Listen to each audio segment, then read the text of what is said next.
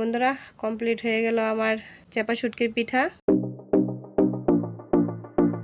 নমস্কার বন্ধুরা, আমি সবিতা রানী, তোমাদেরকে সবিতা রানী কুকিং অ্যান্ড ব্লগে স্বাগত।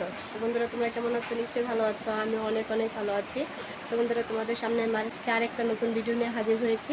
আজকে তোমাদেরকে দেখাবো চাপা শুটকির পিঠা।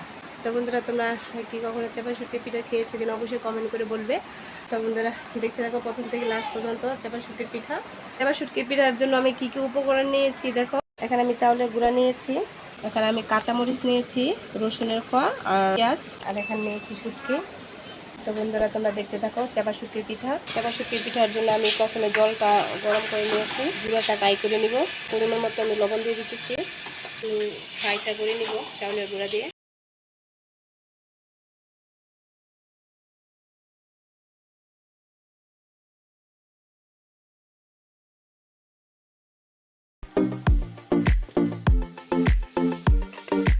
তো বন্ধুরা আমার কাইটা হয়ে গেছে, এখন নামাই ফেলবো।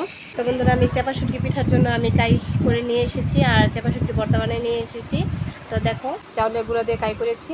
এখানে এই যে আমি চাপা শুটকি করে নিয়ে এসেছি, এখন আমি চাপা শুটকি পিঠাটা বানাবো। বন্ধুরা এই যে এরকম করে আমি গুল করে গাঁথা করে নিয়েছি। এখন আমি এই যে শুটকিটা ভিতরে দিয়ে দেবো, এখন আমি এটার মুখটা মেরে নেব।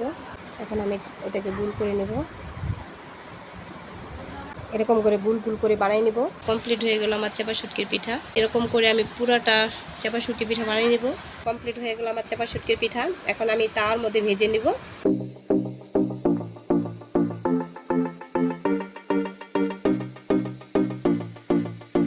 এরকম করে আমি পুরাটি সেঁকে নিব তার মধ্যে।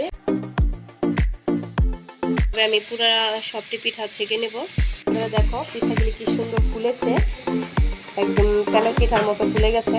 অনেক সুন্দর হয়ে ফুলেছে, তেল ছাড়াই এত সুন্দর করে ফুলছে। বন্ধুরা কমপ্লিট হয়ে গেল আমার চাপা শুটকির পিঠা। তোমরা বাসায় এইভাবে ট্রাই করে দেখো।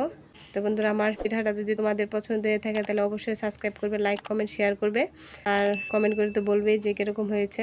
তো ভিডিওটা আর বড় করতে চাই না, এই পর্যন্তই। ভালো থেকো, সুস্থ থেকো, নমস্কার।